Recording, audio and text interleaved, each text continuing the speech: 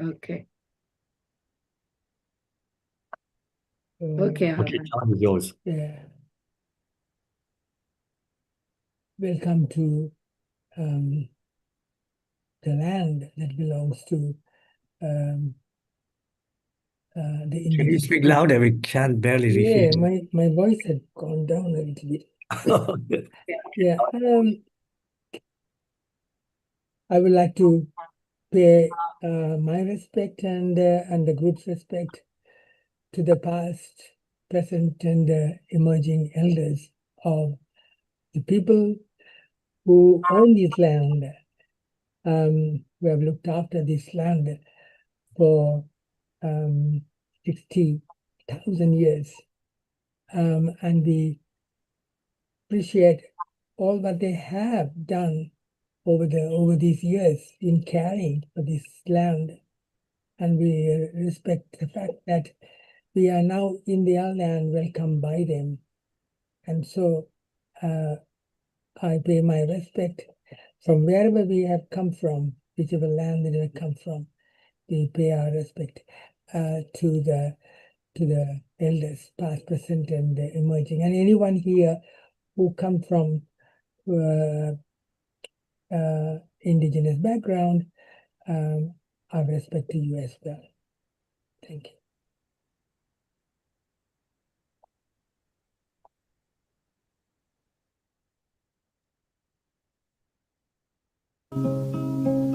Hearken, my brothers, and I will sing thee a lovely tune, a lovely melody. Once I was walking in the deep forest, and a lovely robin sang this song to me. Be not thou lonely in midst of trouble, nor be despairing in midst of woe. Rather be thankful for all thy trials, for without trials we can never grow. Be thou immovable as a mountain, a mighty peak, firm against the blast, for wind shall blow and bitter storms surround thee, and all is lost if thou be not steadfast. Be thou a refuge for all who wander, be thou a haven for every homeless soul. Be thou a lighthouse upon the ocean, guiding the vessels through the wind and snow.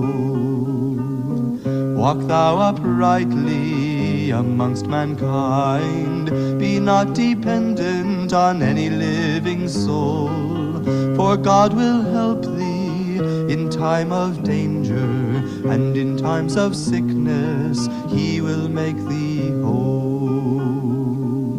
Show forth all meekness unto all people, put not thyself ahead of anyone. Be an example unto the righteous, and in the darkness be a shining sun.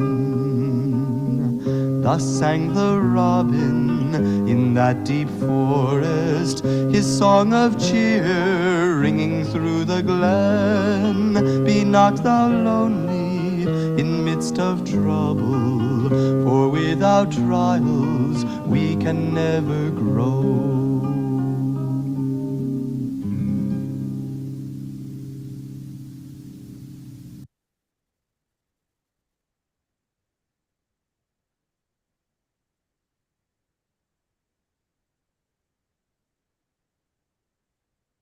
Never may brother hate brother, or sister hurt sister. United in heart and in purpose, commune sweetly together. I will utter a prayer for such concord among family members as binds together the gods, among whom is no hatred. I bind you together, assembled for worship of the Lord, like spokes around a hub. Hindu writings. Agraveda.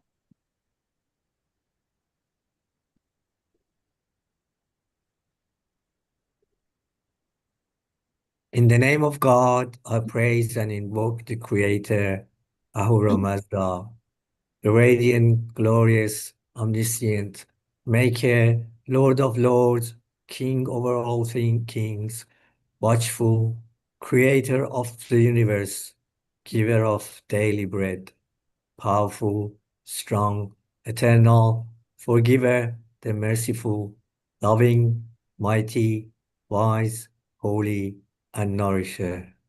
May his just kingdom be imperishable. Zoroastrian writings, Sindavesta, Kordavesta, Part 1.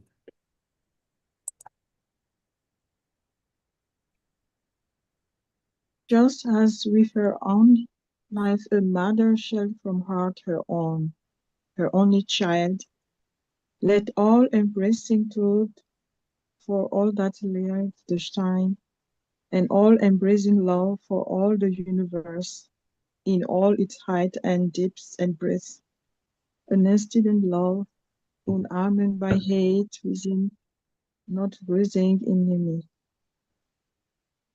Buddhist writing.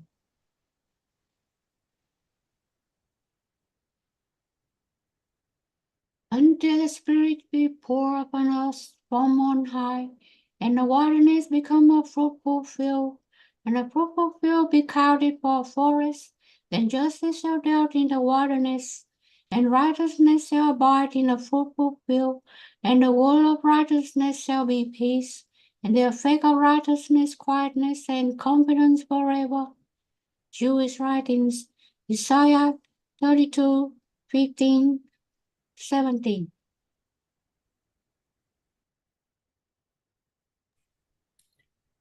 Bless them which persecute you, bless and curse not. Rejoice with them that do rejoice, and weep with them that weep. Be of the same mind one toward another. If it be possible, as much as lieth in you, live peacefully with all men and women. Christian writings, Romans 12:9-18.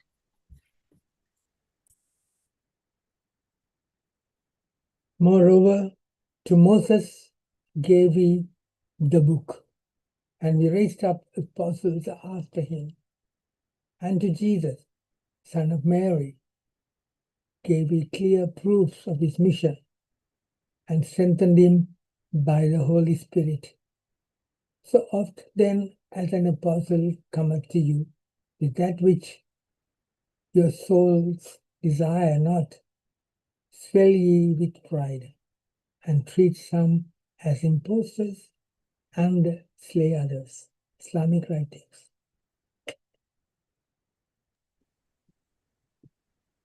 Consort with the followers of all religions in a spirit of friendliness and fellowship. Of old it hath been revealed, love of one's country is an element of the faith of God. The tongue of grandeur hath, however, in the day of his manifestation, proclaimed, it is not his to boast who loveth his country, but it is his who loveth the world. Baha'i Writings, Baha'u'llah.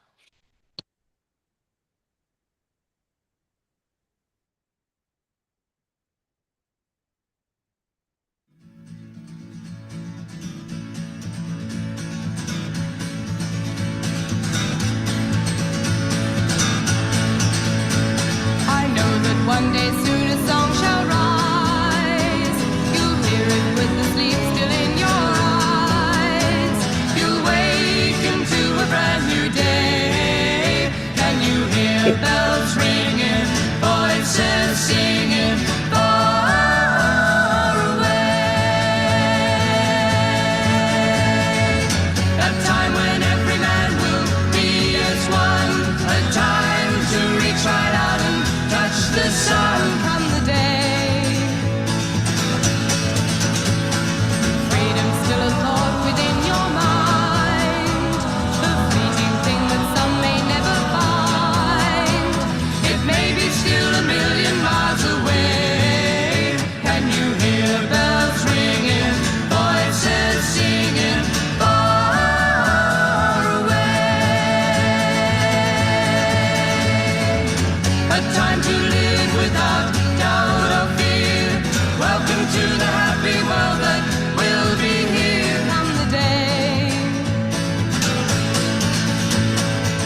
trumpets of war will cease to blow. A sound I hope that we may never know. We're waiting for the day. Can you hear bells ringing, voices singing far away? Lift up your voices and sing this song. Let the whole world hear it loud and strong. Can you hear bells ringing, voices singing far away?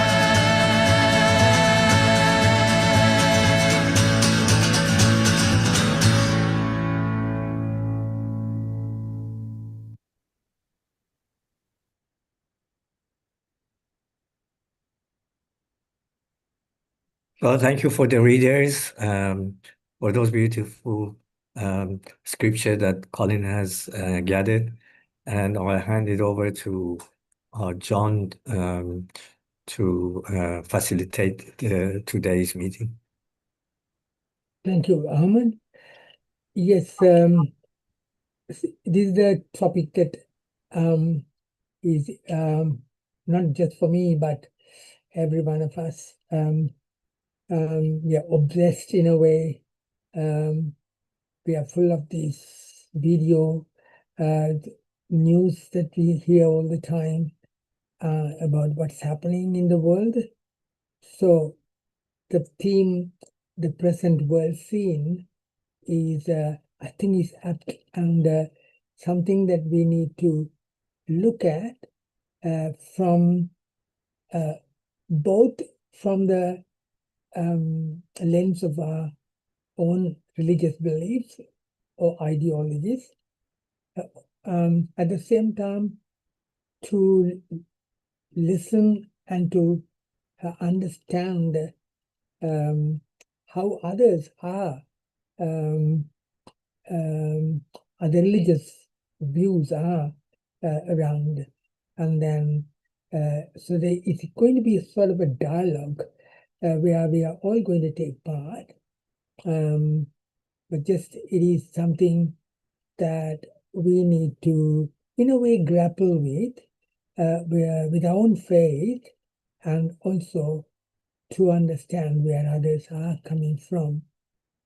We're talking about our spiritual values and humanitarian views and values and beliefs.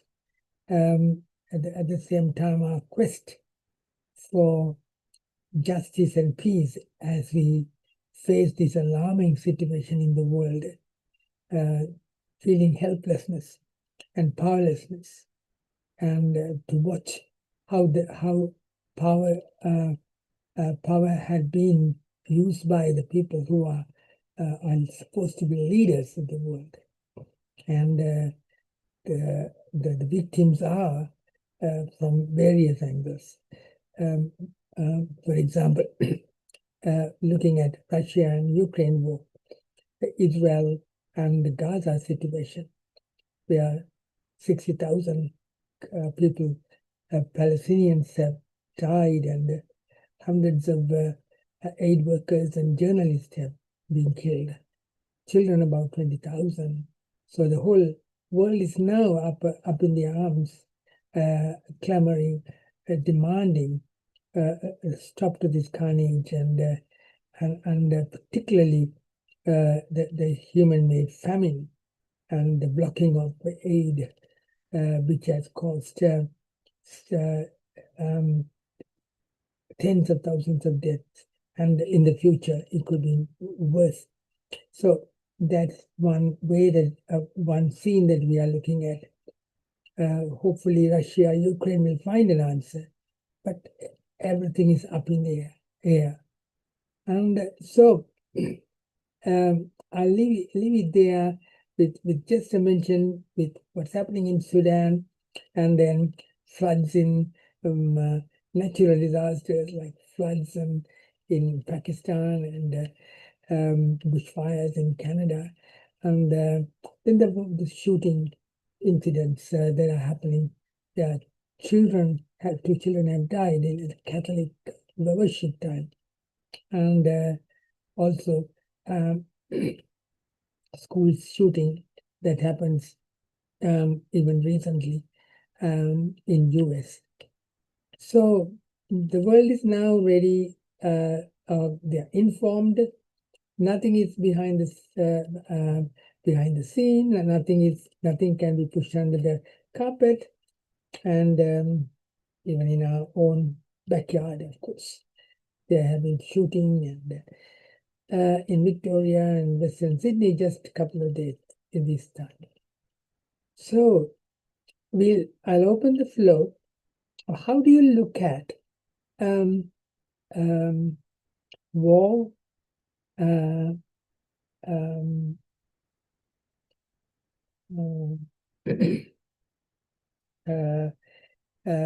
Say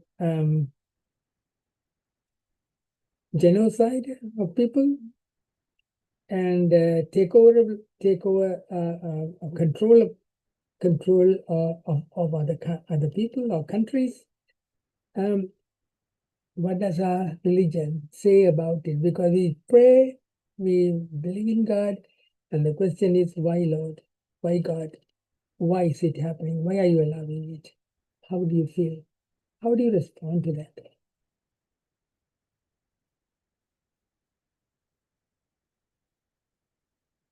And what are your hopes at the same time from your own religious beliefs?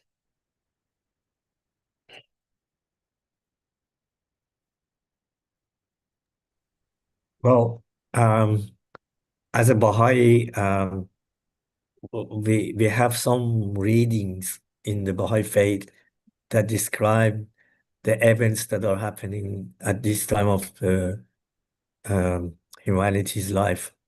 And Baha'u'llah says there are two kind of patterns that are happening. One is rolling out the old order and bringing a new old order.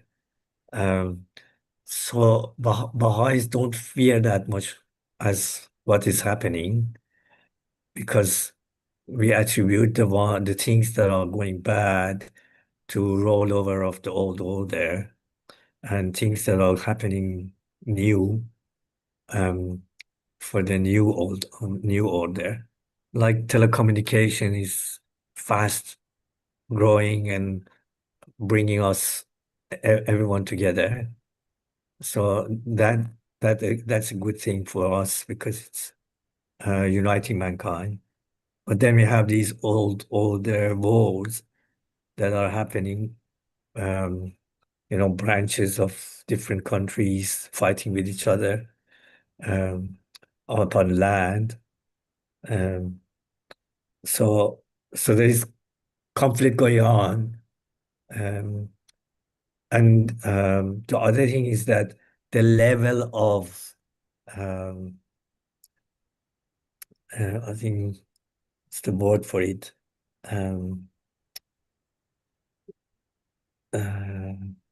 the traditional respect between people has gone down. I can't find the right word for it. That inside a human being, there's what's the English word for it? There's no patience here. Human respect, yeah. Yeah, no, it's not respect really. It's fear of doing things wrong has gone down. Right. Like Okay. every day when you hear the news, there's somebody's killed in Sydney or in Melbourne, big cities. And this is happening all over the world. Obviously, respect and feeling for others has gone down. People are making wrong decisions that cause death. We are becoming immune. Yeah, immune to these things. Yeah. Yeah. And the rate of crime has increased every year. Every year. Is increasing. It's not going down, it's increasing all the time. Do you think that according to Baha'i faith, this interim period before the new order arrives is something that we are to expect or something that should happen? Because in Hindu religion, they call the Kali Yuga. Well, Baha'u'llah says it's dependent on the decisions of the humanity. So it could be very bad, could take long time, or it could go short. But we believe that the old order has to go, and a new order has to be established in the world. I Yeah. took too much talking on Rosine. No. Also, raised her hand. It's good to trigger off some of these ideas that you were talking about. And John, if you move, I think if you do got a laptop, if you are not in the corner of your microphone. So if you make it central, we can hear you much better. So are you using a laptop? No, I'm on a computer. Oh, okay. I don't know. Your cone of sound is very low, so maybe try to bring the microphone in the center. Oh, right. The microphone should be in the center. Okay. Oh, yeah. Usually laptops have this problem. I don't know. Okay. I'm just wondering anything that I should move. So anyone else at the moment, how do you sort of view what's happening, and how do you explain according to your faith, and what sort of solution in the new order, to come towards the new order, what sort of solution should happen according to different religious beliefs? Rosina's got her hand up. So maybe we can. Is it? Rosine. I can't see. Hello. Just keep talking. Yes. Oh, yes. Thank you. Thank you. Yes, these questions are really, really important. And as a believer, I have also busy my mind a lot of time. And after I made some research inside the Baha'i writings and others holy books, for example, like the Bible and the Quran, and as based to all the explanation, we can understand that the whole humanity is facing the same destiny. And this destiny, I mean, is like the prophecy Jesus Christ made when he said inside the prayer, may your will becomes true in the earth like in the heaven. That means what? God has a plan for the whole humanity. And this plan is that we are coming together as one family. And we are going through different process of evolutions.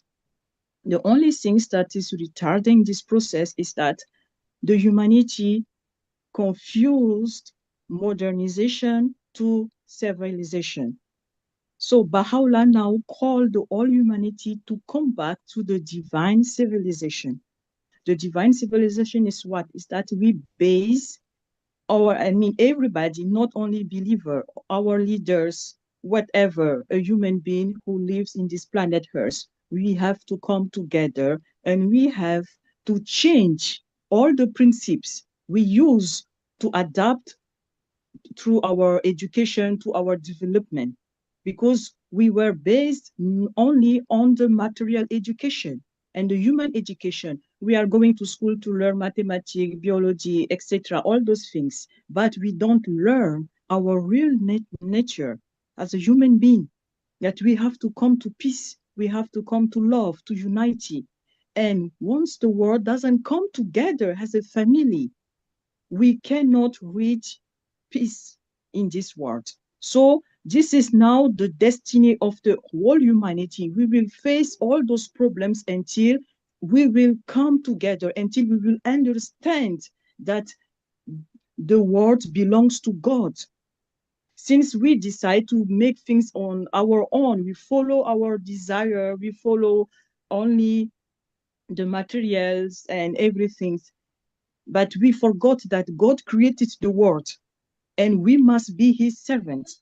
And the different evolution of the religions, starting from Abraham until today, is just like a chain. It's a process. Like in the science, for example, the modernization is starting. They discover, for example, a small machine, and times to times this machine is evolving, like the cell phone, for example. We starting, I don't know, it was like Motorola, and today we have iPhone. So religion is the same. Religion is there for us to help us to develop our understanding, our spirituality, so we can come closer to those virtues who can help us to, I can say, to improve our world, our life conditions. And if we refuse to accept it, we are going to face from time to time, from epoch to epoch, all those calamities. That's mean, and it depends on us, on everybody. What we have to do to change this world is not only our leaders or whatever, but everybody who is living in this planet Earth. Yeah. Thank you. Thank you, Rosine. Yeah, talking about destiny of humanity, it looks like, it's like something that's something that we have to come to terms with. But at the same time, but God, from the time God made human beings and the universe, He wanted us to be together as one family, one humanity, and to be there for each other. But do we believe that the what's happening now, the modernization or weaponization, nuclear, or all those things with our development or whatever we call it, and now with AI in the midst of everything, is that part of our destiny? Is it what we have to go through? And how does the different religious beliefs explain what's happening now? By the way, the word that I was after is shame, and it seems that the shame level has lowered, and Yeah. the reason is relaxation of the spiritual qualities in the humans. Majority don't have the same shame of doing wrong things. Yeah, that's the word that you were looking for. Yes. Yeah. I think Tracy's hand was up, or And Jung was first, actually. yeah, Jung would have been first. Jung do you like to say what you think is the way that we should go and understand? We've been talking about the new order in the world, and in the Catholic Bible or teaching or preaching, I heard a lot about, and even songs, I heard about the phrase, God wants to renew the face of the earth. So what I'm saying, we like through history, we try to create new orders because there's corruption and people just not behave very well. So that's why we need revolution. But start from the beginning. So were many laws, like for Moses' 10 Commandments. And then in the modern age, we have anti-discrimination, so can guide people. And just recently, we have new law that people are not allowed to hate each other. So therefore, I mean, if you talk about love and unity and peace, it's supposed to come from nature, like nature of human being, like goodness and righteousness and virtues and everything. So why we need laws?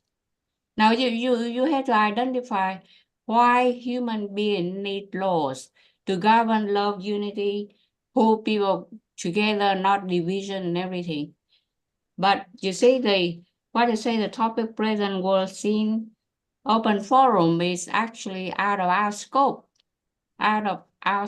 of activities, because some policies that we can relate to, but some policies is out of our scopes as a citizen or as citizens, because if you look into the real situation, we have mass of people that don't have food, high cost of living, no jobs. So therefore, just like you have a lot of buildings that have been pulled down because they have to create jobs, to build the new buildings, to build a new stadium, sports stadium. Some stadiums are so perfect and have been pulled down. For what? For jobs, create jobs. And in the agriculture, as you see, most of people nowadays prefer to work with computer in the city. They don't want to go to agricultural area to do farming or labor or whatever unless they have to, or unless their parents have done all this job.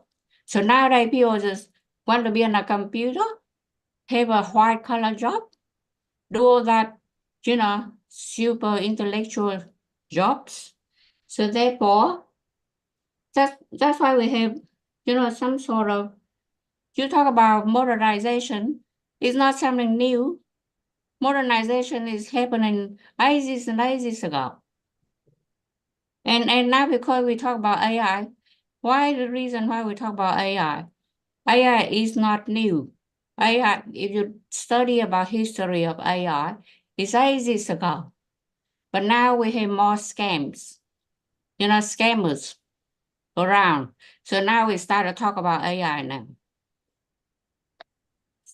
So what I'm saying is we're not allowed to hate people, but just talk about government had to put a lot of new laws just so people don't divide, people don't hate each other. And you love one another, love your neighbor, and charities begin at home first. You talk about humanity, but is that okay if you send your friends to overseas for charity and they get attacked over there? So in the Bible, Jesus said charity begins at home first. You help your own people first, and then you think about how you help other people overseas. Thank you.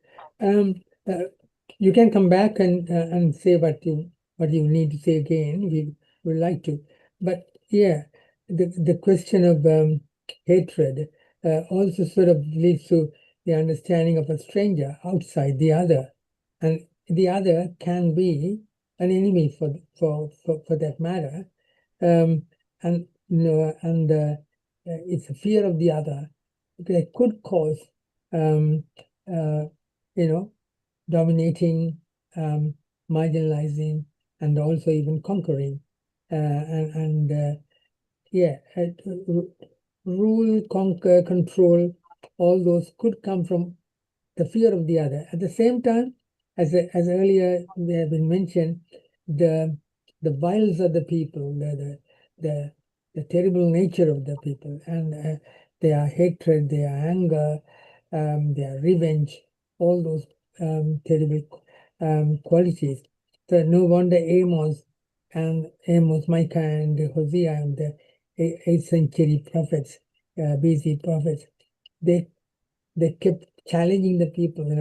You come to worship, I don't accept your worship because you do all these cruel things to your neighbor, the people whom you employ, and now you come to worship. I don't want your worship. So on the one hand, the fear of the other. On the other hand, the violence of the people, the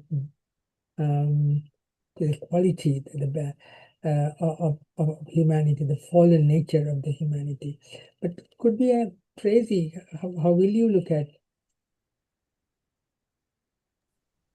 Yeah, it's a sort of a complicated because all the religions are telling us to be good, to think of the other. Yeah. All the readings, and Jesus was emphasized, loving your enemy. We've had that teaching, for 2,000 years. Mhm. Many of the teachings of, even the Hindu teaching, these have been around for a long, long time. Mm. Now, politicians have been around for a long time. The Bible is filled of prophets calling out political leaders using fear and division, dividing the people for their political purpose. Yeah. And there are many politicians today who use their interpretation of certain scriptures for their political purpose, for them to have power. Even some of the right-wing members of the current Israeli government, the way they use scripture and say, we're going to, go back to Jerusalem and do our offerings again, at the same time ignoring great sections of scripture that don't suit their political purpose. And some of those prophets like Isaiah and Jeremiah would be calling them out, as they did the political leaders of their time, saying, you are hypocrites, as Jesus did. You're hypocrites. You want to rule it over the people and you don't practice it yourself. So we have the teachings. It's, do we accept that we need to be transformed and changed, and that should be a light to transform the political systems, the economy, everything should be informed by the transformation, and that we've become the lamps of God in the world. Anyway, but on the other hand, there's many things that are actually better than they were in previous generations. That nowadays one person can do a terrible thing and we all hear about it. Yeah. So it amplifies, and the news makes a profit when they get us to click on something. If we're afraid, we're horrified, they make profit. So they funnel in the things which are going to get people clicking nowadays or reading the newspapers. So we've got that manipulation of people marketing to us, or propaganda, that, we're living in that soup as well. And some of the reality that things for a vast number of people are getting better, even though we have these terrible things happening. Where the news media likes to feed us all the terrible things, but until the world actually values every single life as God does, we know we've got a lot of work to do. So that's I know, as you started, it is a complicated situation, and the answer is also a complicated one. And all the religions say, love your neighbors and love your enemies, Jesus said. And in Leviticus and Deuteronomy, it says, if there's an alien in your midst, treat him like one of yours. It was from the ancient times, 5,000 years ago, if we talk about scriptures. And as you say, on the one hand, our political system, the leaders are given a position. I'm talking about the kings and the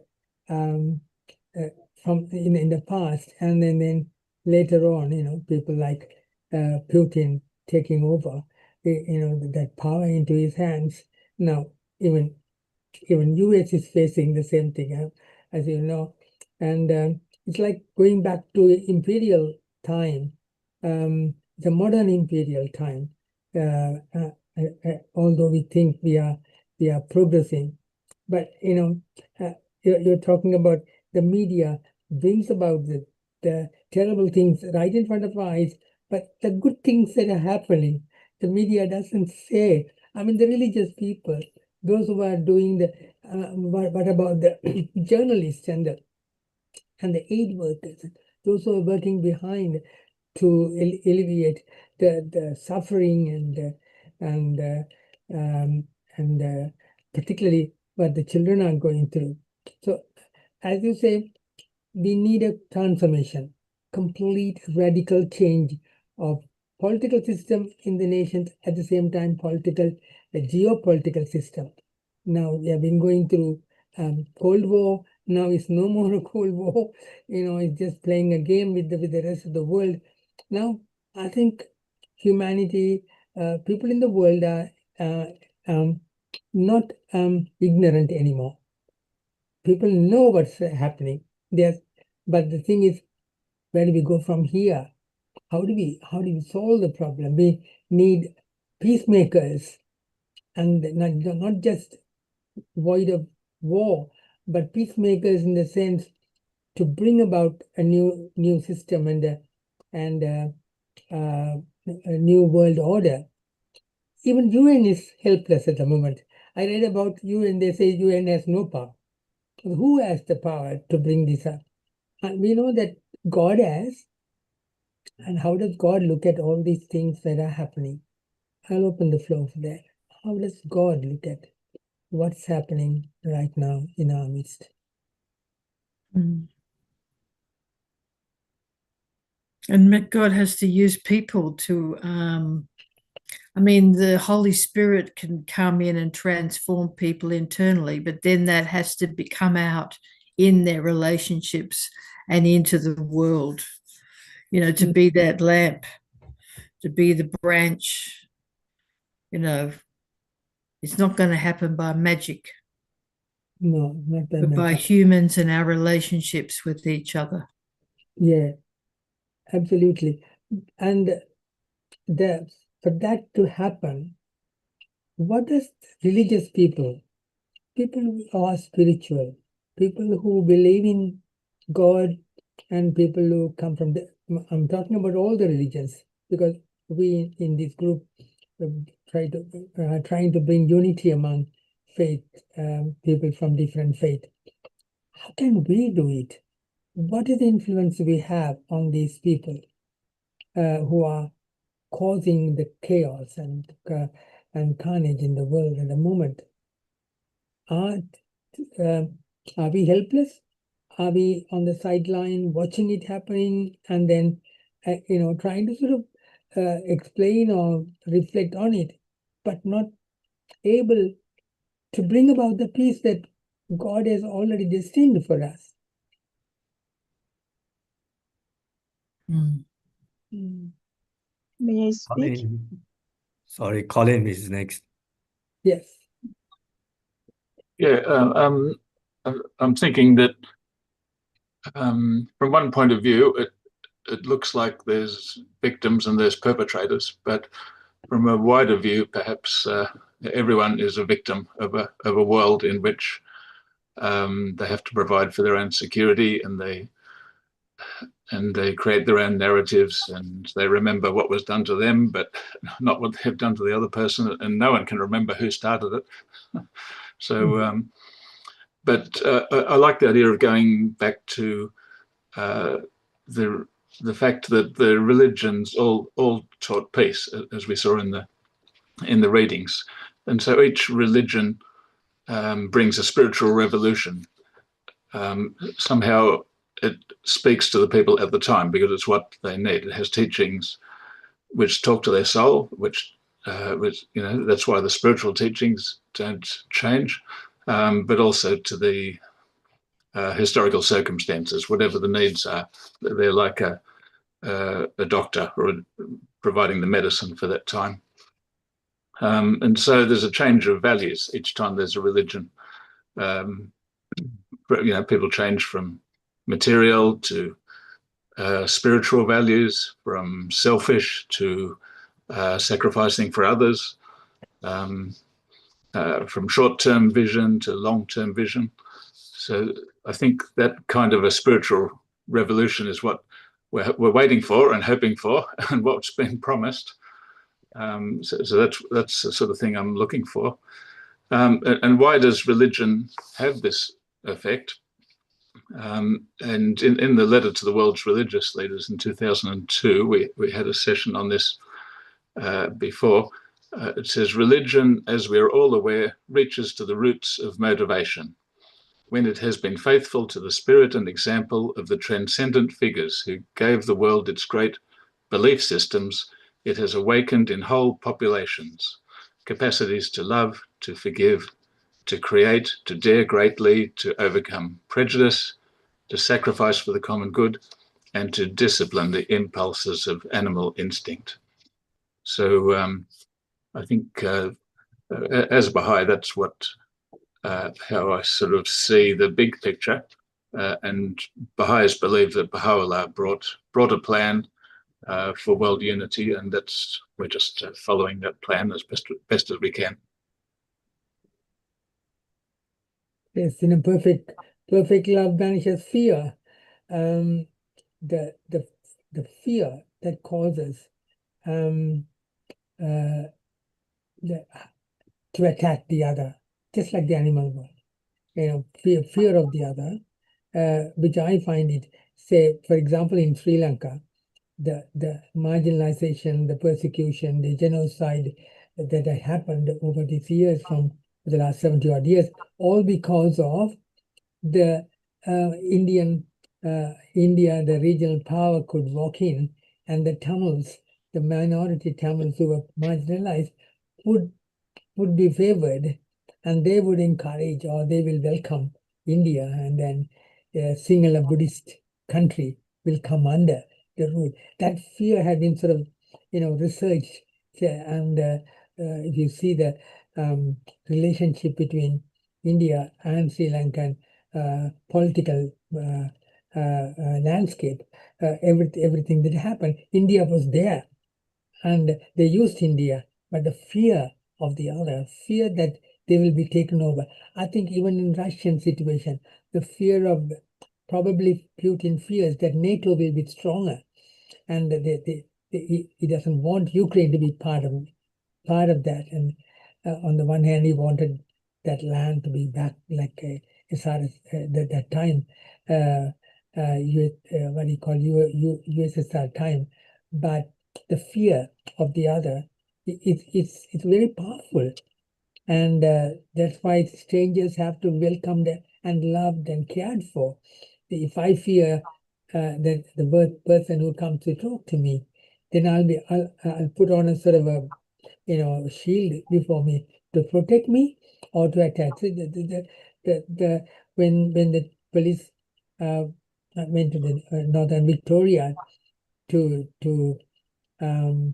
get the guy who was supposed to be a criminal, but he shot two of them because of fear of being killed himself.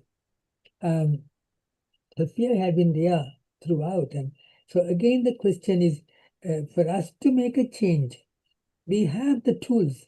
We have this teaching and about love and forgiveness and caring and loving the neighbor and the enemy, strangers and all that we have. But how do we infiltrate into the world? How do we change? Because when religions came to us, say Christianity came to Sri Lanka, they came with the weapons. We were taken over, So the religious, we were converted, but the conversion was seen in the backdrop of conquer, imperialism. And that's why when British left after 200 years, the Hindus and the Buddhists who became Christian went back to their religion. A lot of them, they called it indigenization. So I think we should be devoid as religious people of fear. At the same time, we should have someone mentioned about the spiritual power that is vested in the in religious people from religious background. And how do we, again, the question, make the change? We have it within us. We can live together as religious people. Interfaith group can. But what about the world now? The scene that the world scene that we are looking at. How can we? What can we do? Are we helpless? Yeah, Rosine was next. Thank you.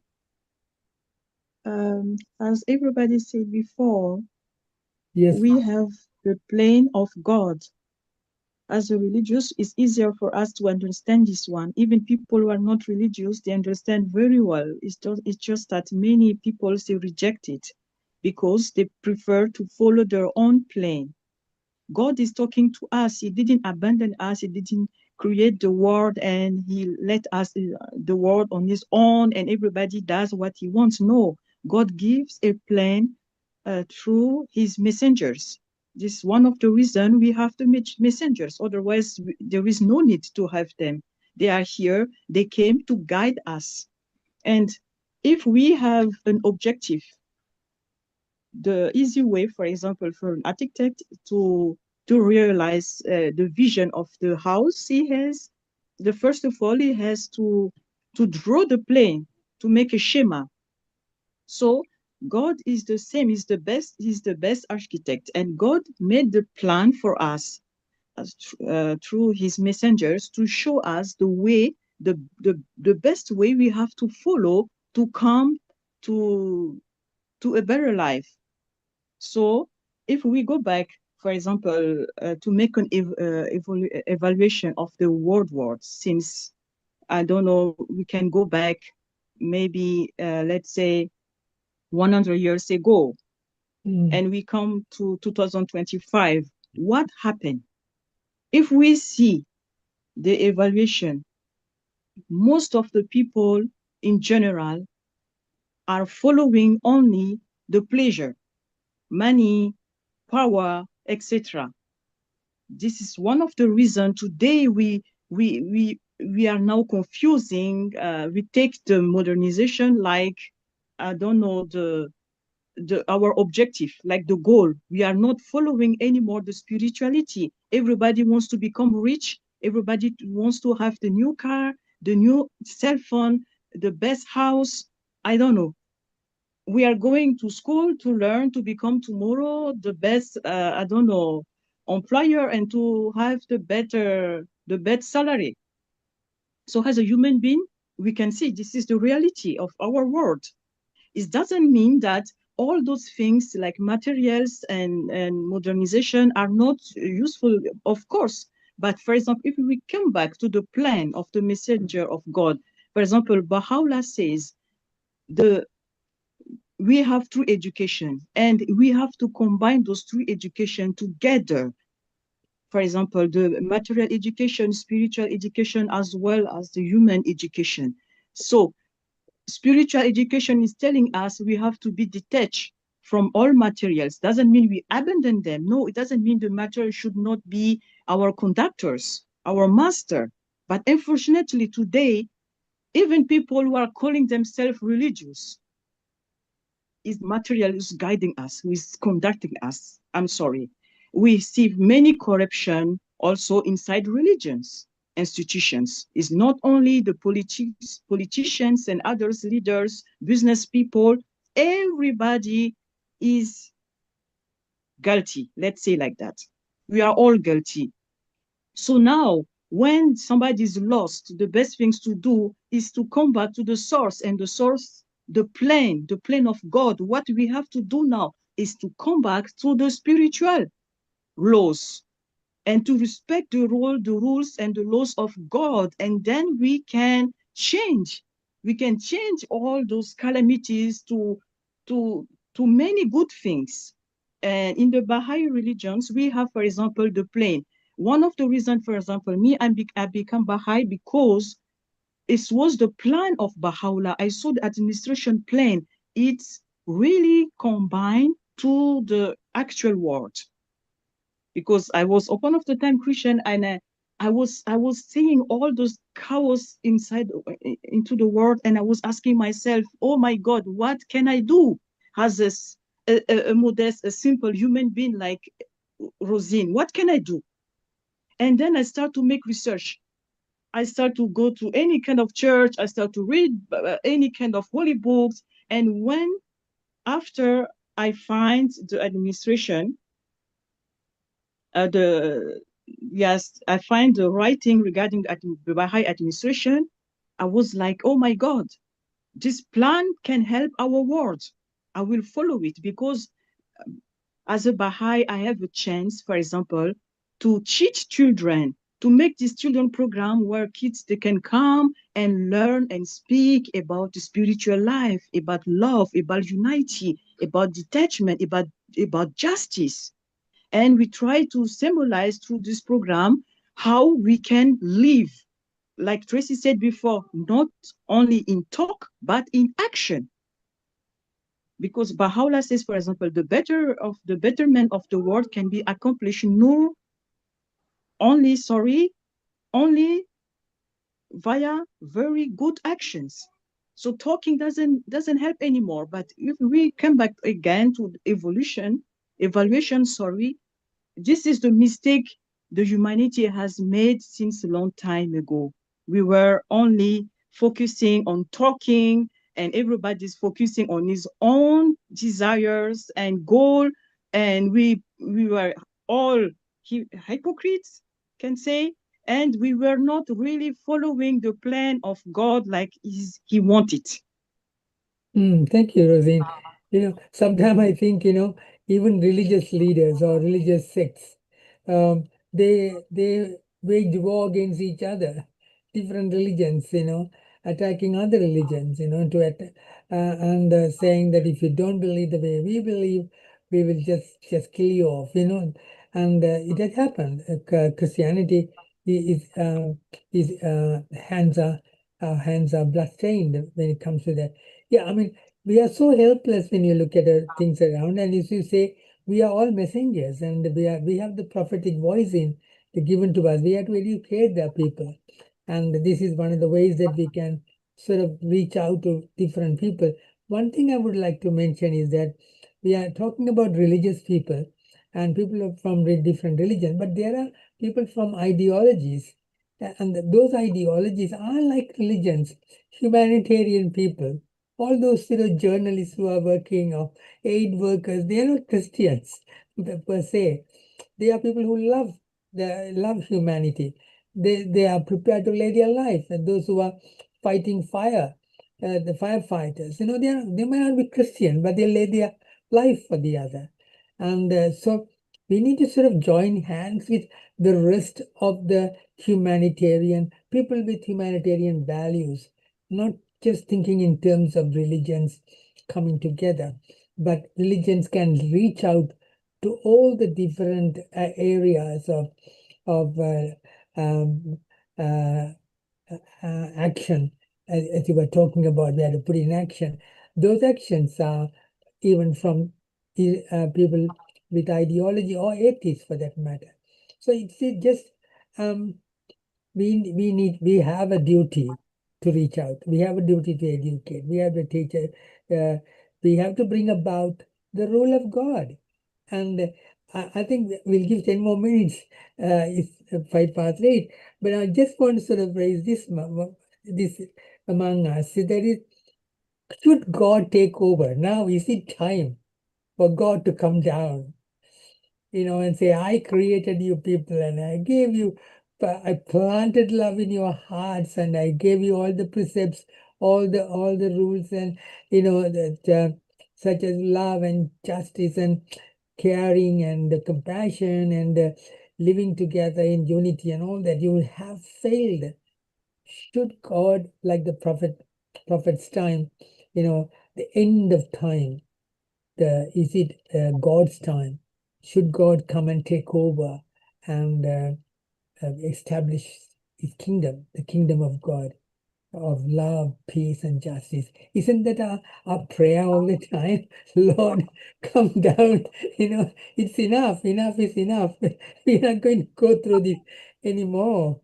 And yeah, I'll leave that with you. Just some reflection from you all.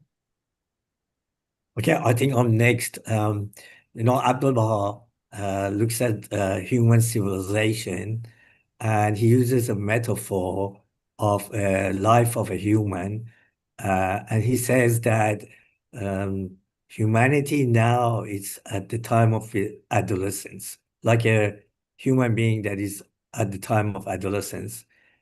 Humanity's civilization is at that stage. And obviously, at the time of adolescence, many things happen. There's chaos in the life of the individual until they get matured, and then they settle down. So that's what he says is happening to the human civilization. We're going through these chaoses because we are trying to mature, and it takes time to mature. But at the same time, he says that look at this, regarding these conflicts that are happening in the world. He says that look at this earth. The earth is your tomb. Mankind, the reason that they die eventually, that means that the earth, the planet Earth, is the tomb of humanity. And it's worthless to fight about it. And the only time when we realize this concept is when we become mature, and we realize that the earth is our tomb. It's worthless to fight for it. And, for example, Russia and Ukraine are fighting of the land. Israel and Palestinians fighting for the land. But they don't realize that the land is their tomb. They die eventually in that land. They are buried in that land. The land is worthless. And when a human being becomes mature enough, it doesn't accept worth for the land.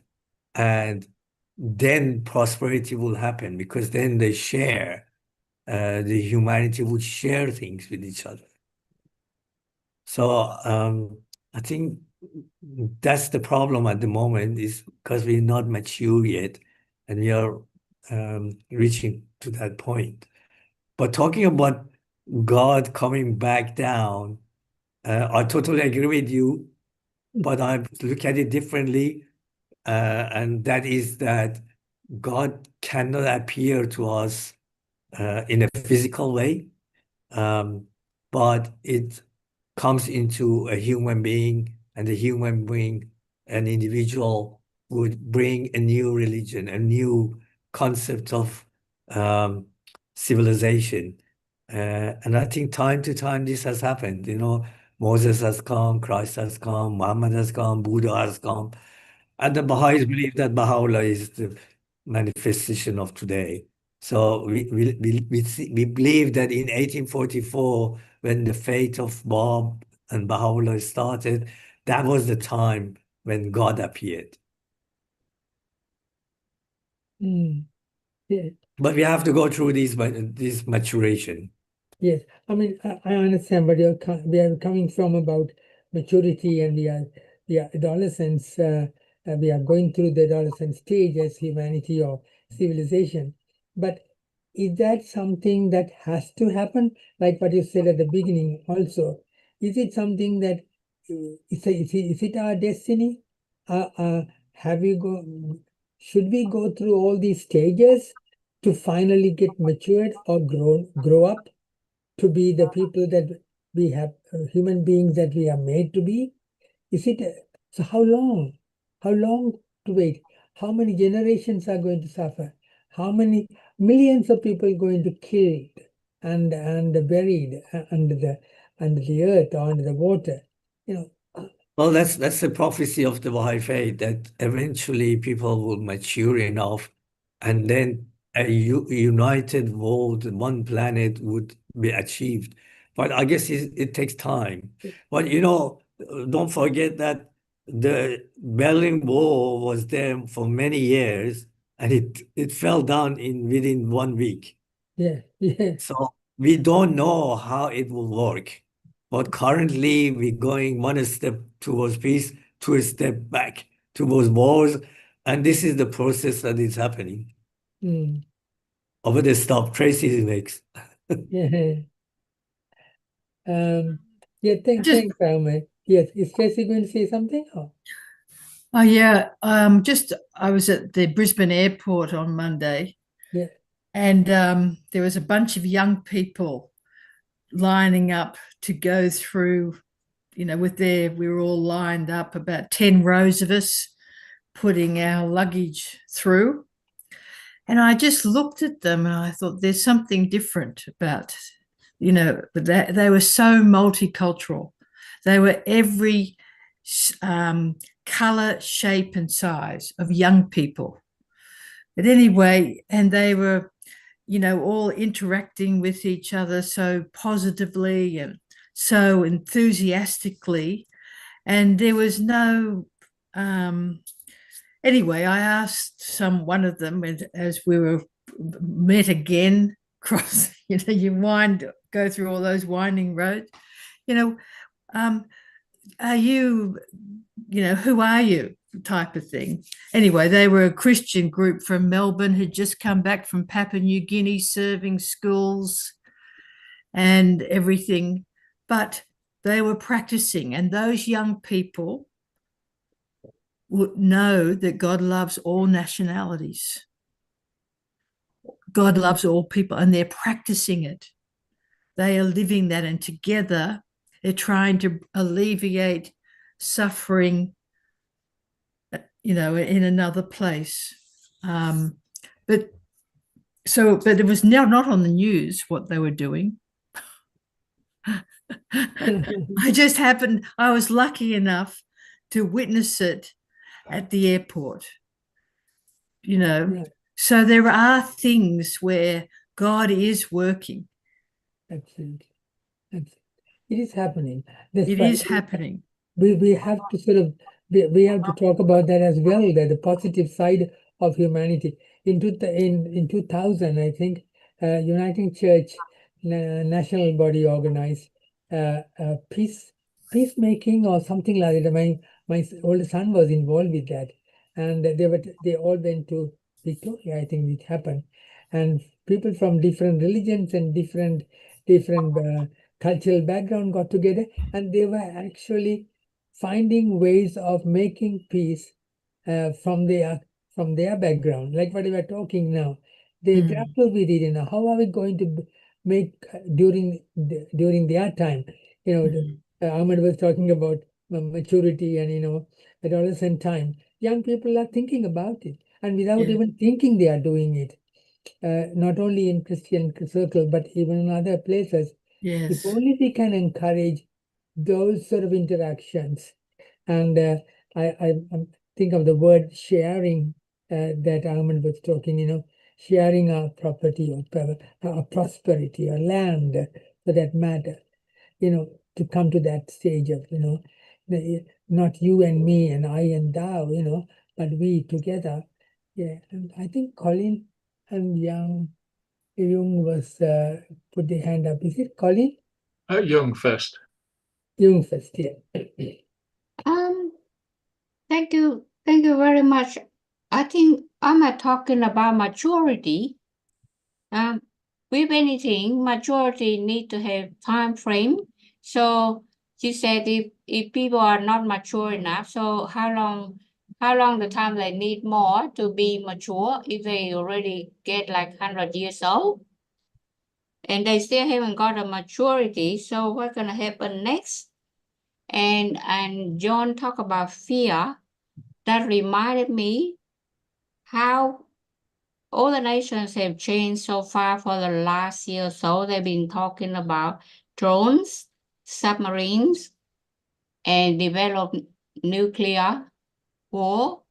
Yeah. So that's one thing we haven't mentioned.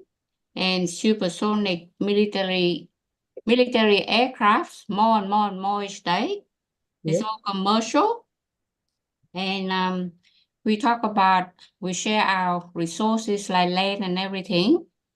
But in the idea of conquer the lands is always happen in some of the countries' leaders' brain. They can't change it. You want them to change, but they don't, because once they become leader, one of the things that they want to develop the country, they want to conquer land. So that is something that we can't change them. And talk about the combat spiritual law. For so far, if you are too poor, you cannot help anyone. With the poor people, they just need help. So somebody have to give them handouts, money, clothes, shoes, hat, study, education, scholarships. Because they're too poor, they can't do anything. It's not their fault. And with the education of materialistic things and spiritual things, they need to be balanced. I mean, like, the body is a temple of God. So actually you have to do a bit of materialistic, improvement for yourself, because your body is a temple of God, of Jesus. So you can't just be poor and nowhere to go, no hope to live for. And you can't help anyone. Just stay there and who help you? So that is a difficult thing. And you said you want God to come appear in front of us Mhm. and help us, but for how long? Because God is his time, and he doesn't want to make our life too easy, because too easy then people won't need to do anything, or just waiting for miracle. And God have his own time, and his angel have own work to do. So if he turn away, then people start fighting again. And so therefore we expect God to come and see us. That would be a great things to be happening. But God doesn't want to give you so much easy life. Just stay there spiritual, praying all day, night. Don't do any work, no productive. Thank you. Yeah, I mean, yeah, the thing is, this is what we yearn for, God to come in, come Lord Jesus, come and save us. Like, the Hosanna means come and save us. That's what the people was looking for. As you say, God is not going to come physically, and it was also said earlier. But the thing is, he had already come in physical form as for Christianity, the incarnation of Jesus. And so God, and Jesus talks about second coming, and Christians hold on to that hope, hold on to the hope of resurrection. And one day he will come among the clouds, and the enemies and the believers will see him coming, and he will establish a kingdom of love and peace. We don't know what form it would be, whether he'll come and stay with us. Some will believe that it will be, he will be the king of kings. And then the human beings will be, live in amity, live in peace, and share everything. But we are talking about poor people. Poor people are made, they became poor because of the rich who couldn't share it with the poor, and how to sort of lift them up. And so I think next one will be Colin. Are you going to say something? Thank you, Brother Jung. Thank you. John, you were asking before, is it really necessary for the world to go through all this trouble? I'd say no, it's not. And from a Baha'i perspective, there's two reasons why we are. One is because the Baha'is themselves are a bit slow to respond, and the people who are receiving the message are a bit slow to respond. But more importantly, when Baha'u'llah came 200 years ago, he brought the teachings for a world, to how to create a world civilization, how to build it, based on oneness, and he talked about what the principle of oneness or unity implies for the individual, for society, and for institutions. And he, from his prison cell, he offered that to the rulers of the world, the kings and also religious leaders. And he wasn't asking for himself to be released from prison. He was asking them to look after their own people and also to listen to this message, which he said was from God. And all of them rejected him, except for Queen Victoria. She said, she reportedly said that if this is from God, it will prevail. If not, then it won't do any harm.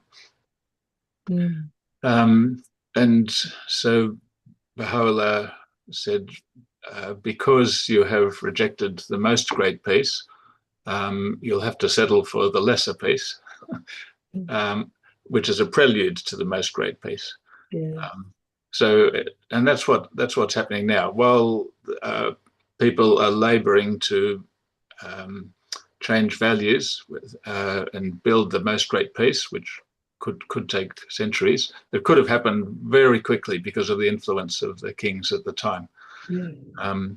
But they rejected that, and so now their job, the ruler's job, is to establish the lesser peace, which means cooperation on an international level.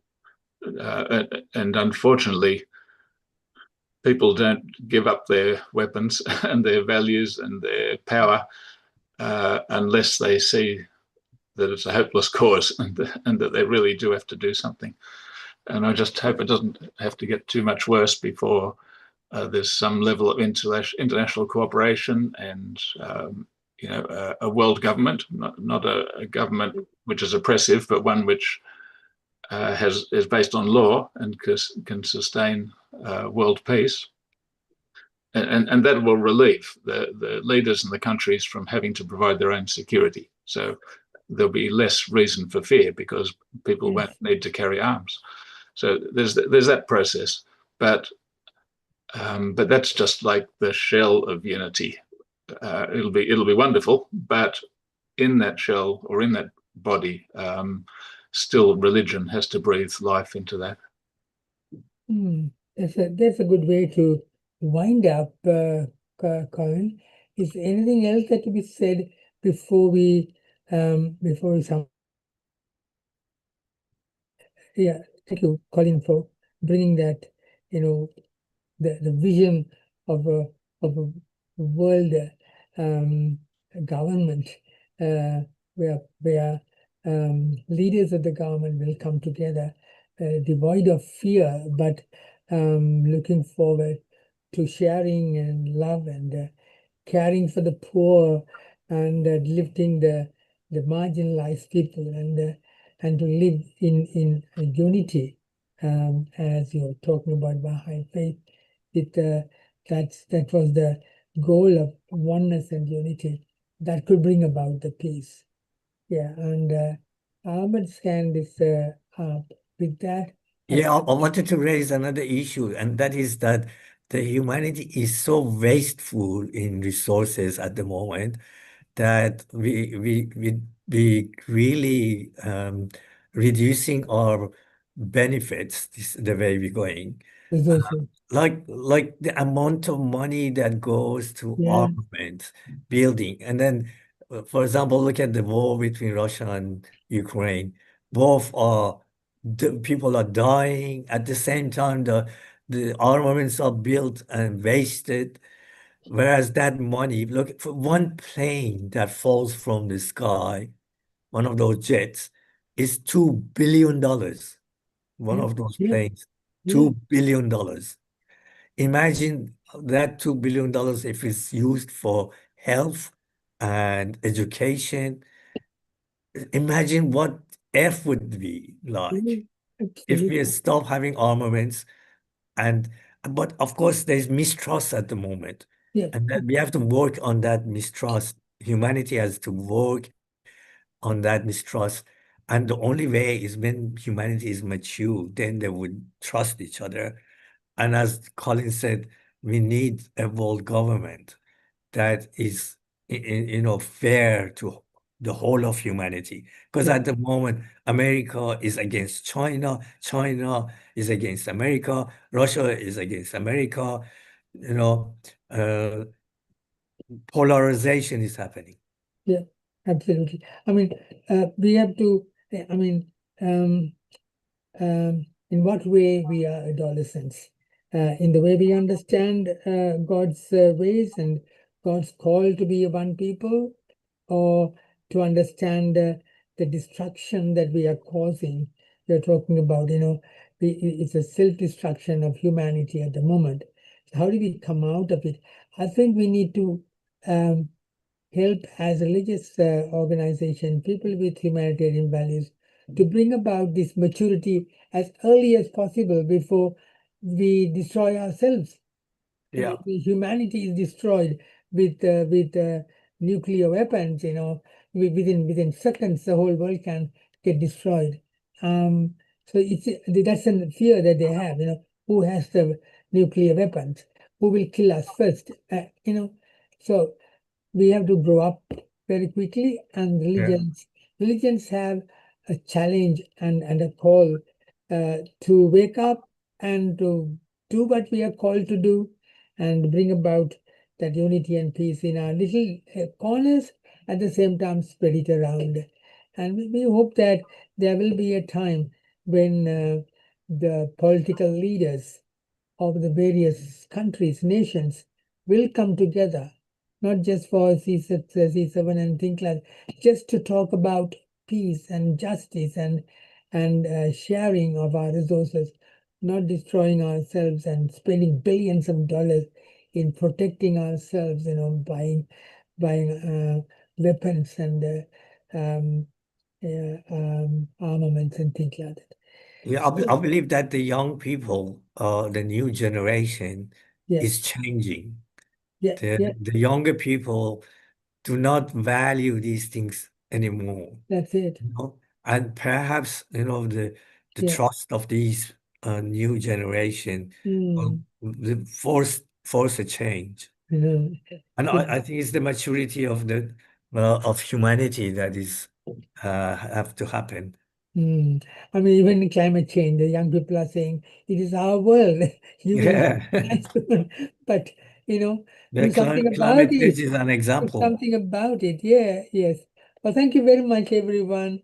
It has been a sort of a eye opener in a way, in certain areas, and also listening to each other's views and the common understanding of a world of peace and justice that we want, and we have a part to play as religious leaders, organizations, believers, at the same time those who have humanitarian values. We will look at the bright side of it and hold on to the hope that one day we'll be able to sort of look up to God and say, Lord, we accept the world that you gave us, the way that you gave us, and help us, to continue to do our part to bring about peace and justice. Yeah, no, Thank you. John, normally at the end we will ask people that didn't talk, maybe Yes. Santo and Tesfai Okay. or Jiva, to comment if they want to. Okay, good. That's nice. Vasanta. And I think that I was listening to the discussion, but for me, some of the things I missed, I couldn't hear them properly. So, but it was a good discussion. I will listen to the recording and see how it is. Thank you. Thank you. Thank you, Who John. else- Yeah, who else didn't talk? Tesfai, do you want to say anything? No? We believe the peace will come, and So we will wait and see how it goes. As Baha'is, we believe that there will be peace. So we have to work for it. And I think Absolutely. And one other thing is that the Baha'i community is giving an example for that unity that is happening. You know, if you go from Australia to America or Canada or England, once you enter the Baha'i community there, it's like you are with them. Yeah, There's you are no difference. one people. One people. So that's the love of it that the Baha'i community is presenting to the world. That We are the nucleus of that Yeah. new era. Actually, I want to say this. In April, there was the worldwide Baha'i elections for the Universal House of Justice, Yeah. and somebody told me that the national assemblies go there to elect the House of Justice, and somebody told me that the Ukrainian National Assembly and the Russian National Assembly, they were sitting together praying for peace. Oh, wonderful. Yeah. It's a wonderful scene. They were sitting together and praying for peace. Yes. Absolutely, absolutely. Tesfaye had his hand up for a second. Who? Yes. Can you hear Oh, me? Giuseppe, yeah. Can you hear me? Yes. Yeah. Yeah, we can hear you. Yes.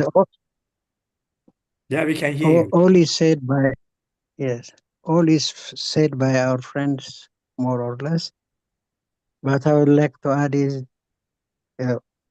about the spiritual thing. Always the messengers from distant past till today, they come to the world with a book and a system. Then they teach. Then at that time, if the people come to that system, everything is going to be fine. Here also in our time, Baha'u'llah brought us a system in which it is governed by elected people only, no clergy. There is equality. And on the top of that, all which Baha'u'llah brought the teaching lead the world to unity. In different times, there were some other guidelines for the people, but for this time, it's time for unity, it says. And he adds also, unless and until the peace and prosperity of mankind will not be established, unless and until its unity is firmly established. So we are seeing in all the regions and nations today, there is a struggle towards unity. As you have said, the Ukrainian, the Russians, if they come together by peace, there is an option of peace. We cannot be together. Here also in Ethiopia also there are many problems. They will come to peace if they negotiate and understand each other. But if humanity rejects the path towards peace through discussion and consultation, it will be forced together to be one by conflicts. So we are seeing all over the world one thing. That is, if they want peace, they can negotiate and will come to peace. If not, war will erupt. After destruction, after so many losses, they come together. So as Baha'u'llah says, this time is first comes unity. Peace cannot come before unity. Baha'u'llah clearly said to us, the well-being of mankind, its peace and security are unattainable unless and until its unity is firmly established. And we have to believe. We have to believe. We are in the process of uniting. Thank you.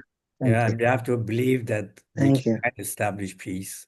That's the first Okay. thing that we have to do. Believe in it. Believe in peace. Absolutely. We are people of belief and people of hope. And we'll continue to talk about this and do things in practice, teaching and spreading the good news of love and justice and peace in the world. Okay, thank you very much. And Correct. Yes. hand it over to. Thank you. Thank you, Cecil. Thank Thank you. you. Thank you, John. Thank you all. Thank you, John. Thank Thank Thank you. you. Thank you. Thank you. Bye, Ave Maria. Thank you, Bye. Young. Good Thank you, night. everybody. Thank